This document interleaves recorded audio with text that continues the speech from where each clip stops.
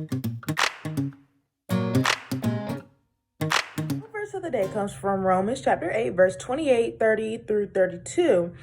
And we know that all things work together for good to them that love God, to them who are the calling according to his purpose. Moreover, whom he did predestinate, them he also called, and whom he called, them he also justified. And whom he justified, them he also glorified. What shall we then say to these things? If God be for us, who can be against us? He that spared not his own son, be delivered him up for us all. How shall we not with him also freely give us all things?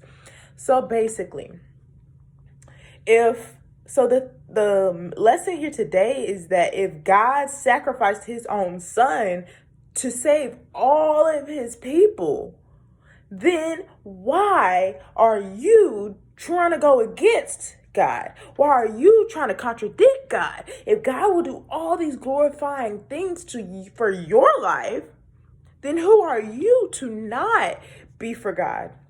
Because God is trying to save everybody. But it's up to you whether or not you want to be saved. And God gives us all these things because he wants us to glorify his name.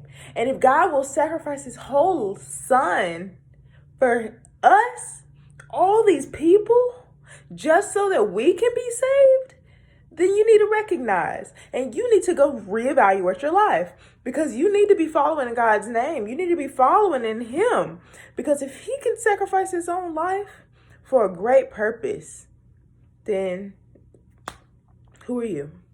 And in verse 28, it says, and we know all things work together for good to them that love God. So if you love God, the things that you do that are good and of God is good, And to them who are called according to his purpose, like pastors and preachers and people who are, speaking his word daily and, like bringing it out. So if you are of God and of his purpose, then you need to be about that, because that's what he likes. He likes when people are, like lifting up his name, because since he sacrificed his son, then you need to be the person to, glorify his name and speak according to his purpose. And that's the lesson here today.